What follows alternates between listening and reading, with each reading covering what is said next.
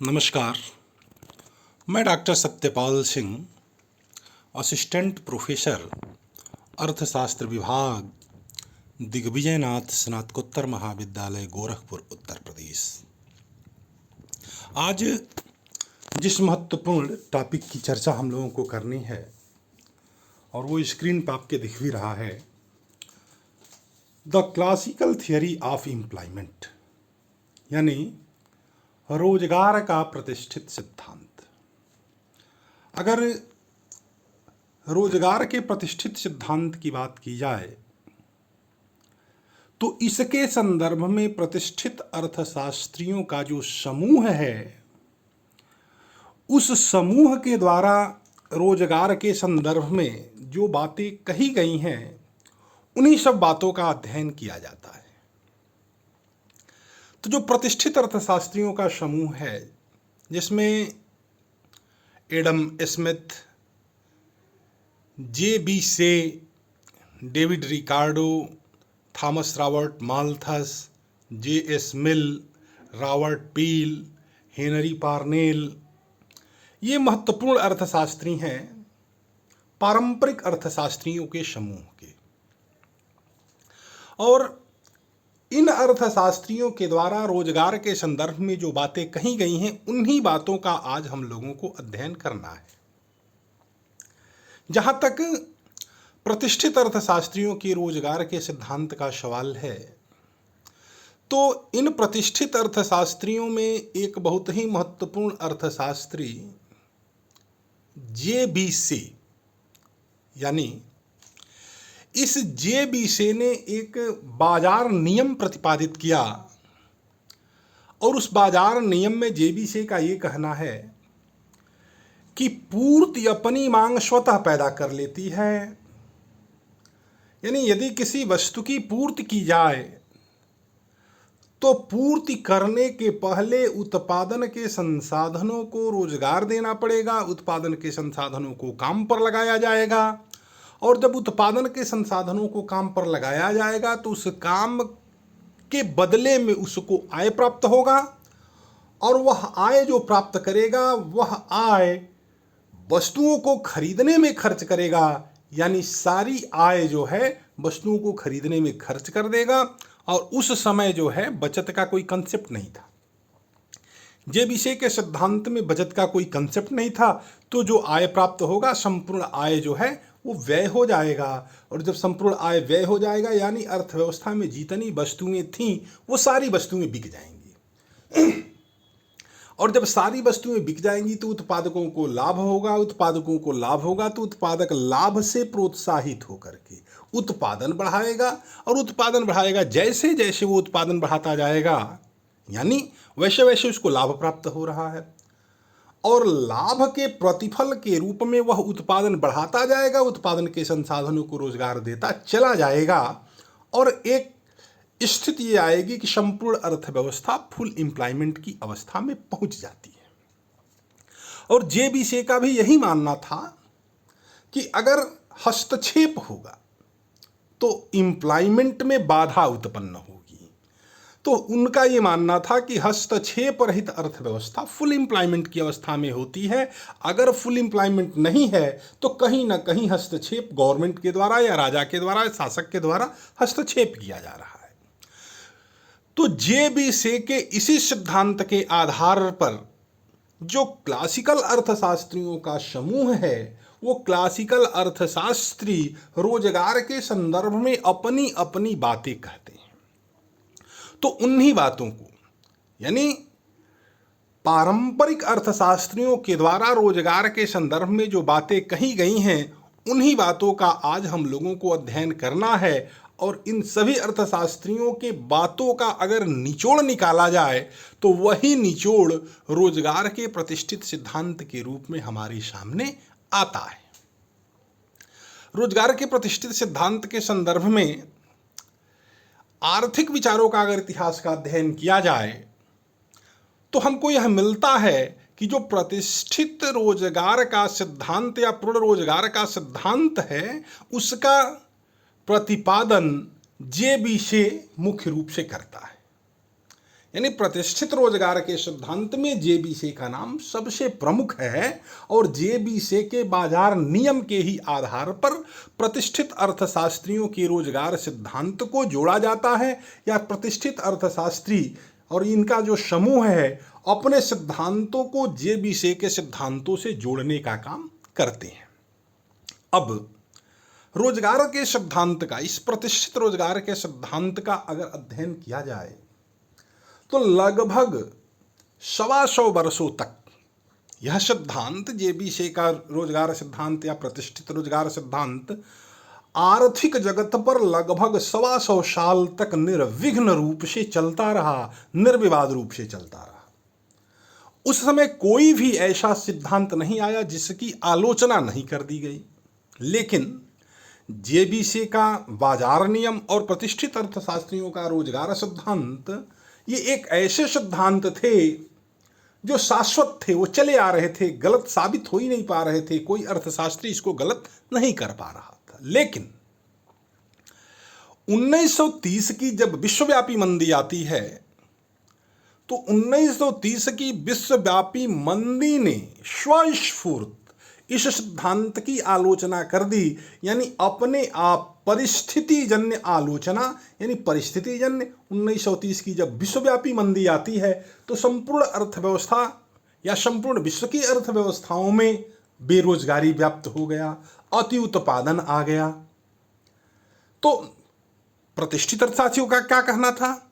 इनका ये मानना था कि बेरोजगारी एक मिथ्या धारणा है और 1930 में संपूर्ण विश्व में बेरोजगारी व्याप्त हो गई। प्रतिष्ठित अर्थशास्त्रियों का क्या मानना था कि अति उत्पादन भी एक मिथ्या धारणा है और 1930 की विश्वव्यापी मंदी के समय में अर्थव्यवस्था में अति उत्पादन देखने को मिला, वस्तुएं ज्यादा थीं और उन वस्तुओं की डिमांड बहुत ही कम थी। तो परिस्थितिजन्य आलोचना शुरू होती है और जब परिस्थितिजन्य आलोचना शुरू होती है तो आगे नवीन सिद्धांत भी इसके आते हैं। तो आखिर प्रतिष्ठित अर्थशास्त्रियों का जो रोजगार सिद्धांत है वो क्या है, प्रतिष्ठित अर्थशास्त्रियों का रोजगार के संदर्भ में क्या कहना था, उसी का अध्ययन आज हम लोगों को करना है। तो प्रतिष्ठित अर्थशास्त्रियों का जो रोजगार सिद्धांत है, इस रोजगार सिद्धांत की कुछ मान्यताएं हैं जिन मान्यताओं को हमको यहाँ पर देखना है। पहली मान्यता ये है कि मांग व पूर्ति में स्वतः संतुलन, यानी अर्थव्यवस्था में मांग और पूर्ति दोनों संतुलन की अवस्था में होती है, इसमें असंतुलन की कल्पना नहीं की गई है। मतलब कि जितनी अर्थव्यवस्था में वस्तुओं की डिमांड है उतनी ही अर्थव्यवस्था में वस्तुओं की सप्लाई है। यानी अगर मांग और पूर्ति में असंतुलन हो जाए, मांग अधिक हो जाए पूर्ति कम हो जाए तो असंतुलन स्थापित हो जाएगा, पूर्ति कम हो जाए मांग अधिक हो जाए तो असंतुलन स्थापित हो ही जाएगा। तो पारंपरिक अर्थशास्त्रियों की पहली मान्यता ये थी कि अर्थव्यवस्था में जितनी वस्तुओं की मांग है ठीक उतनी ही पूर्ति है, और जब दोनों मांग और पूर्ति इक्वल है, दोनों में इक्विलिब्रियम है, तो अर्थव्यवस्था संपूर्ण संतुलन की अवस्था में होगी।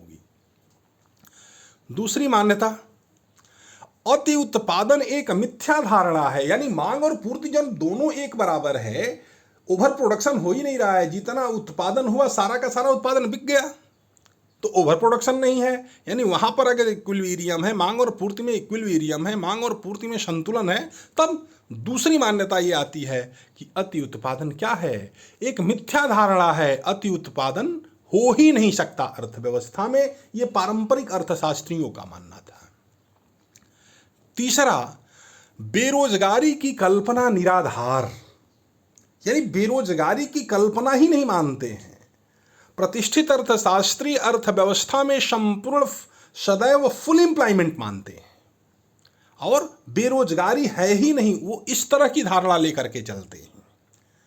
क्योंकि जेबीसे का क्या कहना था कि पूर्ति अपनी मांग स्वतः पैदा करती है, पूर्ति करिए मांग होगी, मांग होगी तो लाभ होगा, लाभ होगा तो उत्पादन बढ़ेगा, और जैसे जैसे लाभ बढ़ता जाएगा वैसे वैसे उत्पादन बढ़ता जाएगा, और जब उत्पादन बढ़ता जाएगा तो उत्पादन के संसाधनों को रोजगार प्राप्त होगा, और जब उत्पादन के संसाधनों को रोजगार प्राप्त होता चला जाएगा तो अर्थव्यवस्था में बेरोजगारी जो है निराधार है, कल्पनातीत है, इसकी कल्पना नहीं की जा सकती।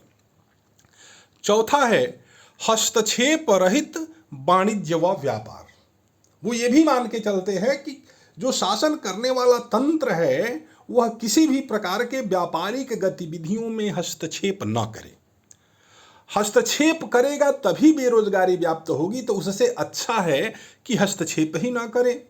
तो किसी भी प्रकार के हस्तक्षेप को वो नहीं मानते हैं। वो ये मानते हैं कि शासक को, शासन सत्ता को सरकारी हस्तक्षेप नहीं करना चाहिए वाणिज्य और व्यापार के अंतर्गत।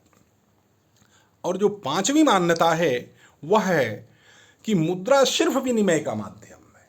जो लोगों को आय प्राप्त हो रही है, लोगों को मुद्रा के रूप में जो आय प्राप्त हो रही है, वह आय जो है संपूर्ण व्यय कर दिया जाएगा, संपूर्ण खर्च कर दिया जाएगा। संचय की कल्पना, बचत की कल्पना उसमें नहीं है। यानी पारंपरिक अर्थशास्त्रियों ने मुद्रा को सिर्फ विनिमय का माध्यम माना, ये लोग मुद्रा को संचय का माध्यम नहीं मानते हैं। अब इतनी मान्यताओं के आधार पर, ये जितनी मान्यताएं आपको दिख रही हैं 1 से लेकर के 5 तक, इतनी मान्यताओं के आधार पर जो the classical theory of employment है, या ये कहें प्रतिष्ठित अर्थशास्त्रियों के जो रोजगार के सिद्धांत हैं, इन सिद्धांतों का प्रतिपादन, या प्रतिष्ठित अर्थशास्त्रियों ने इन्हीं सिद्धांतों के आधार पर, इन्हीं मान्यताओं के आधार पर रोजगार के संदर्भ में अपने अपने विचार रखे। तो अब सिद्धांत क्या है, प्रतिष्ठित अर्थशास्त्रियों के रोजगार के संदर्भ में मत क्या है, मानना क्या था? तो पहला मत है जो आपके स्क्रीन पे दिख रहा है कि सरकारी हस्तक्षेप रहित अर्थव्यवस्था में मांग व पूर्ति की शक्तियां सदैव पूर्ण रोजगार बना रहता है।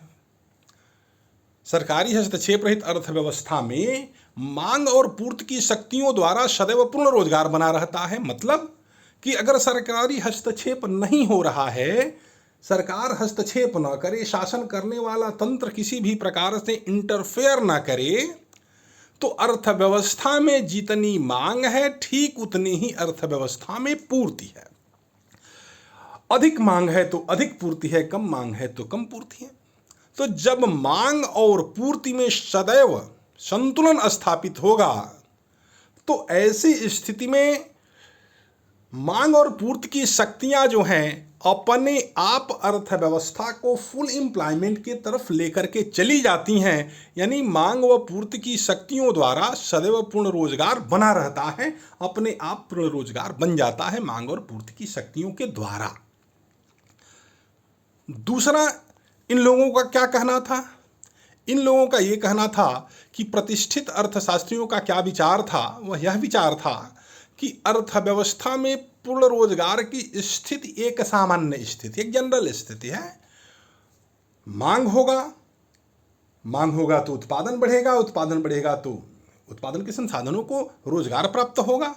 और इसी तरह अर्थव्यवस्था में, जैसे जेबीसी का क्या कहना था कि पूर्ति अपनी मांग स्वतः पैदा करती है, पूर्ति होगा तो मांग होगा, मांग होगा तो लाभ होगा, लाभ होगा तो रोजगार मिलेगा। और इस प्रकार संपूर्ण अर्थव्यवस्था स्वतः ही पूर्ण रोजगार की अवस्था में पहुंच जाती है।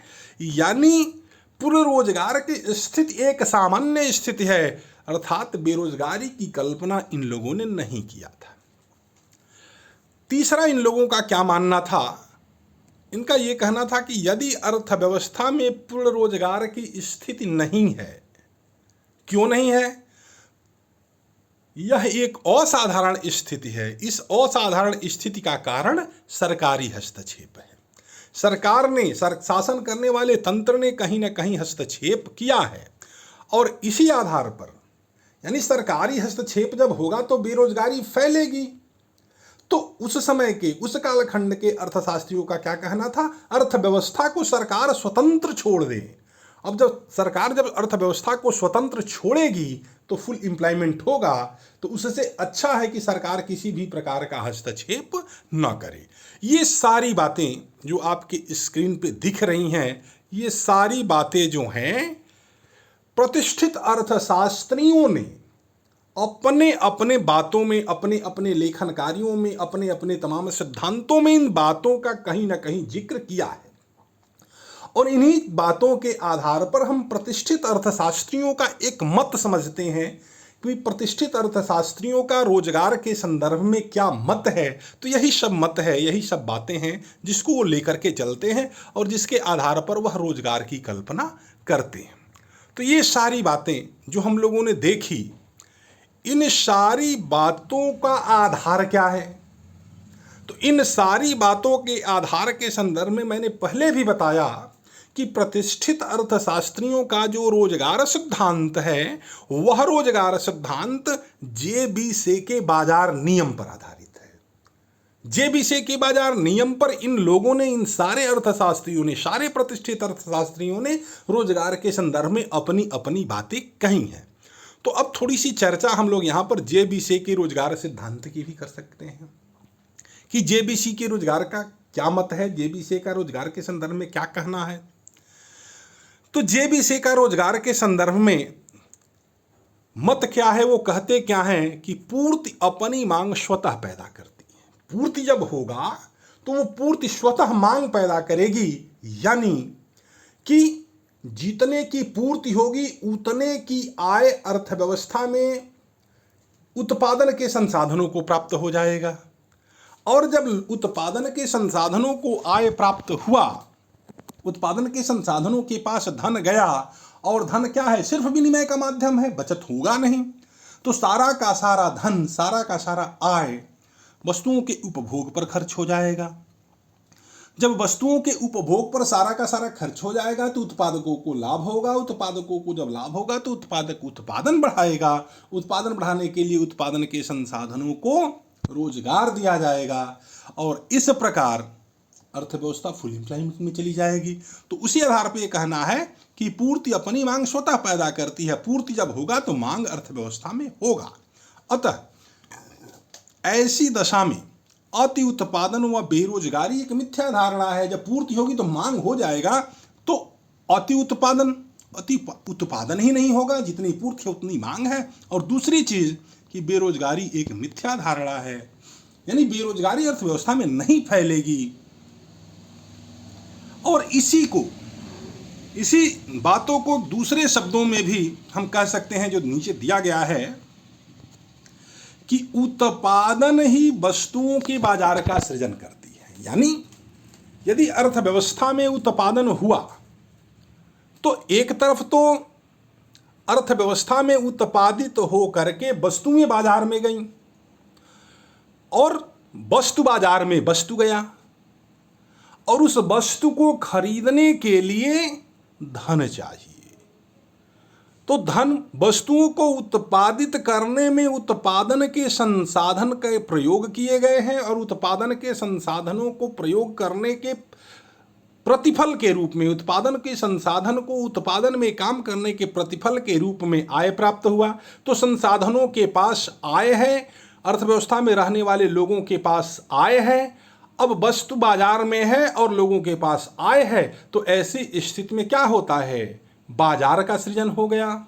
अर्थात जब किसी वस्तु का उत्पादन होता है तो तत्काल वह अपने मूल्य के संपूर्ण मात्रा के बराबर अन्य वस्तुओं के लिए बाजार का सृजन कर लेती है। यानी अर्थव्यवस्था में डिफरेंट टाइप की वस्तुएं उत्पादित होती हैं, लाखों करोड़ों किस्म की वस्तुएं उत्पादित हो रही हैं, और उन सभी वस्तुओं के उत्पादन में उत्पादन के संसाधन कहीं ना कहीं लगे हुए हैं। तो एज ए होल संपूर्ण अर्थव्यवस्था में जितनी वस्तुएं उत्पादित हुई, उन वस्तुओं का जितना उत्पादन हुआ उतना मौद्रिक मूल्य के बराबर, जितनी वस्तुओं की कीमत है उसके कीमत के बराबर जो धनराशि है उत्पादन के संसाधनों को प्राप्त हो गया। यानी लोगों को उतनी धनराशि प्राप्त हो गई। एक तरफ वस्तु बाजार में वस्तु निकला तो ठीक जितनी वस्तु निकली, तो दूसरे तरफ जो है संसाधनों के पास आय प्राप्त हो गया। यानी उतने धनराशि की वस्तु एक तरफ और उतने धनराशि दूसरे तरफ। तो ऐसी स्थिति में क्या कहा गया था कि वह अपने मूल्य की संपूर्ण मात्रा के बराबर अन्य वस्तुओं के लिए बाजार का सृजन कर देती है। ऐसा होगा कि हम जिस उत्पादन के क्षेत्र में लगे हैं, अपने संपूर्ण आय को अपने ही उत्पादित वस्तु पे नहीं खर्च करेंगे। अर्थव्यवस्था में तमाम वस्तुएं हैं और हमारी तमाम जरूरतें हैं, उन तमाम जरूरतों को हम पूरा करेंगे। तो किसी न किसी उत्पादक की वस्तु बिकेगी, और जब किसी न किसी वस्तु की उत्पादक की वस्तु बिकेगी तो इस प्रकार संपूर्ण अर्थव्यवस्था में जो संपूर्ण डिमांड है, कुल मांग है, और अर्थव्यवस्था में जो कुल पूर्ति है, दोनों इक्वल हो जाएगा। और जब दोनों इक्वल हो जाएगा तो ऐसे स्थिति में अर्थव्यवस्था धीरे धीरे फुल एम्प्लॉयमेंट की तरफ पहुंच जाएगी। तो इसी को जेबी से का जो ऊपर कहना था उसी को एक उदाहरण के द्वारा नीचे समझाया गया है। कहा जा रहा है कि मान लिया देश में 1 करोड़ रुपए के मूल्य के बराबर वस्तुएं उत्पादित की गई। 1 करोड़ रुपए के बराबर तमाम वस्तुएं, XYZ जितनी भी वस्तुएं, A to Z जितनी भी वस्तुएं हैं, ये सारी वस्तुएं उत्पादित की गई, A to Z सभी 1 करोड़ रुपए मूल्य की। ऐसी स्थिति में यही 1 करोड़ रुपया उस वस्तु के पूर्ति का मूल्य भी हुआ। यानी 1 करोड़ रुपए के वस्तु को उत्पादित करने में, यानी उसकी पूर्ति का मूल्य 1 करोड़ हुआ। यानी उत्पादन के संसाधनों को वह 1 करोड़ रुपया पारिश्रमिक के रूप में दे दिया गया। उत्पादन के क्षेत्र में लगे संसाधनों के लिए यह 1 करोड़ रुपया उनकी आय हो जाती है। जो लोग वहां पे लगे हैं उनकी ये आय हो गई। इस प्रकार यह 1 करोड़ रुपए आय 1 करोड़ रुपए के माल के लिए मांग उत्पन्न करेगा। अब वह 1 करोड़ रुपया XYZ सारे लोगों में बटा है, सारे उत्पादन के संसाधनों में बटा है, तो सभी लोगों के पास पैसे हैं, और वह 1 करोड़ रुपए के वस्तु के उत्पादन में XYZ तमाम प्रकार की वस्तुएं हैं। तो अर्थव्यवस्था में तमाम प्रकार की डिमांड है और तमाम प्रकार की सप्लाई है, और ये सारी वस्तुएं उत्पादित हुई, वो सारी की सारी वस्तु बिक जाएगी, और जब सारी की सारी वस्तु बिक जाएगी उत्पादन के संसाधनों को लाभ होगा। उत्पादन के संसाधनों को जब लाभ होगा तो वह उत्पादन बढ़ाएगा, और इस प्रकार अर्थव्यवस्था को यह मान लिया जाता है कि अर्थव्यवस्था फुल एम्प्लॉयमेंट की अवस्था में पहुंच जाती है। तो यहां पर हमने देखा ये जेबीसे का बाजार नियम, और इसी जेबीसे के बाजार नियम पर ये जो प्रतिष्ठित अर्थशास्त्रियों का रोजगार सिद्धांत था, इसी जेबीसे के रोजगार सिद्धांत के आधार पर प्रतिष्ठित अर्थशास्त्रियों ने अपना रोजगार सिद्धांत प्रतिपादित किया था। अब जैसे मान लिया जेबीसे का क्या मानना था। जेबीसे ने बाजार नियम में ये माना था कि अर्थव्यवस्था में उत्पादन जो है वो पूर्वानुमान के आधार पर होता है। हमने अनुमान लगा लिया कि हमारी वस्तुएं इतनी जाएंगी तो सारी बिक जाएंगी, और गलती से हमने कुछ ज्यादा अनुमान लगा लिया, तो हमारे उद्योग में हमारे द्वारा जो उत्पादित वस्तुएं हो सकता है कि उसका ओवर प्रोडक्शन हो गया हो, लेकिन केवल हम ही उत्पादन करता नहीं है। A to Z जितने उत्पादन करता है सारे के सारे उत्पादन करता एक अनुमान के आधार पर उत्पादन करते हैं, और मान लिया कोई उत्पादक X वस्तु के उत्पादक ने गलत अनुमान लगाया, अधिक उत्पादन कर दिया, तो Y का जो उत्पादक है वो गलत अनुमान लगा करके हो सकता है कम का उत्पादन कर दिया हो। तो इस प्रकार अनुमान के आधार पर कहीं अधिक वस्तुएं उत्पादित हो गई तो कहीं कम भी वस्तु उत्पादित होगी, और इस आधार पर यह मान लिया गया है कि जितना उत्पादन हुआ कहीं कम हुआ तो कहीं अधिक हुआ, और इस आधार पर अर्थव्यवस्था में स्वतः ही संतुलन आ जाएगा। यानी जो असंतुलन है कहीं अधिक का कहीं कम का, तो स्वतः ही वह असंतुलन समाप्त हो जाएगा। तो इतनी बातें हमने देखी कि जेबीसे ने बाजार नियम क्या दिया, और इस बाजार नियम के आधार पर प्रतिष्ठित अर्थशास्त्री ने जो रोजगार का सिद्धांत दिया, इन सब बातों को हम लोगों ने यहां पर देखा है। अब प्रतिष्ठित अर्थशास्त्रियों के जो रोजगार का सिद्धांत है उसकी कुछ आलोचनाएं भी की जाती हैं, कुछ आलोचनाएं भी आ गई, जिसमें सबसे पहली आलोचना यह है कि सरकारी हस्तक्षेप के अभाव में रोजगार का सृजन संभव नहीं। अगर प्रेजेंट इकोनॉमिक सिनेरियो देखा जाए तो अगर सरकार हस्तक्षेप नहीं करेगी तो सरकारी हस्तक्षेप के अभाव में रोजगार संभव ही नहीं है। तो रोजगार के लिए सरकारी हस्तक्षेप आवश्यक है। दूसरी आलोचना यह की गई कि सरकारी हस्तक्षेप कल्याणकारी राज्य के लिए आवश्यक है। कल्याणकारी राज्य, समाजवादी समाज। और समाजवादी समाज किसके द्वारा? प्रजातंत्रात्मक शासन प्रणाली के द्वारा आजकल जो है शासन करने वाली सत्ता के द्वारा कल्याणकारी राज्य की स्थापना की कल्पना की जाती है कि सबका कल्याण हो, इस प्रकार से काम किया जाए कि सबका कल्याण हो। और वही अगर सरकारी हस्तक्षेप नहीं होगा, प्राइवेट सेक्टर हो गए ज्यादा, तो प्राइवेट सेक्टर जो है वो लाभ आधारित कार्य करते हैं। तो लाभ आधारित कार्यों में कल्याण की भावना जो है बहुत कमजोर हो जाती है, कल्याण दिखता ही नहीं है। तो समाजवादी समाज या आर्थिक कल्याण के लिए, अर्थव्यवस्था में रहने वाले लोगों के कल्याण के लिए सरकारी हस्तक्षेप आवश्यक है। तीसरी आलोचना यह की गई कि विश्वव्यापी मंदी द्वारा सिद्धांत का खंडन। प्रतिष्ठित अर्थशास्त्रियों का क्या मानना था या जेबीसी का क्या मानना था कि अति उत्पादन एक मिथ्या धारणा है, और विश्वव्यापी जब मंदी आई तो अति उत्पादन अर्थव्यवस्था में आ गया। प्रतिष्ठित अर्थशास्त्रियों का क्या मानना था कि हस्तक्षेप रहित अर्थव्यवस्था फुल एम्प्लॉयमेंट में होती है। 1930 की विश्वव्यापी मंदी में चारों तरफ बेरोजगारी फैल गई, तो यहां भी इसका सिद्धांत का खंडन हो गया। चौथा जो है अति उत्पादन 1930 की विश्वव्यापी मंदी में पाया गया। अति उत्पादन प्रतिष्ठित अर्थशास्त्री क्या मानने थे कि अति उत्पादन एक काल्पनिक धारणा है, लेकिन 1930 की विश्वव्यापी मंदी में अति उत्पादन देखने को मिला। और पांचवा, पूर्ण रोजगार एक अवास्तविक और काल्पनिक विचार है, यानी पूर्ण रोजगार एक आदर्श की कल्पना है, यह व्यवहार में संभव नहीं है। तो इतने बातों की आलोचना जो है की गई। और जो 1930 की विश्वव्यापी मंदी आई और 1930 की विश्वव्यापी मंदी ने प्रतिष्ठित रोजगार के सिद्धांत का खंडन किया, जेबीसी के बातों का खंडन किया, तो अब बात आई कि आखिर रोजगार का सिद्धांत होगा कैसे, अर्थव्यवस्था में रोजगार कैसे क्रिएट होगा।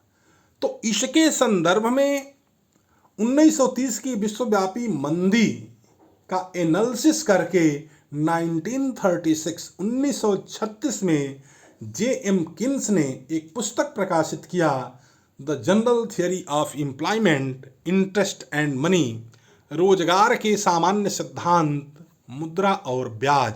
और उस पुस्तक में, यानी किन्स के द्वारा प्रतिपादित पुस्तक में, रोजगार का नवीन सिद्धांत प्रतिपादित किया गया, यानी रोजगार के नवीन सिद्धांतों का प्रतिपादन 1936 की पुस्तक में किन्स ने किया। तो हमें उम्मीद है कि रोजगार का जो प्रतिष्ठित सिद्धांत है या जेबीसी का जो बाजार नियम है और इस बाजार नियम पर आधारित प्रतिष्ठित अर्थशास्त्रियों का जो रोजगार सिद्धांत है, आप सब लोगों को समझ में आया होगा। तो इसके साथ ही बहुत बहुत धन्यवाद।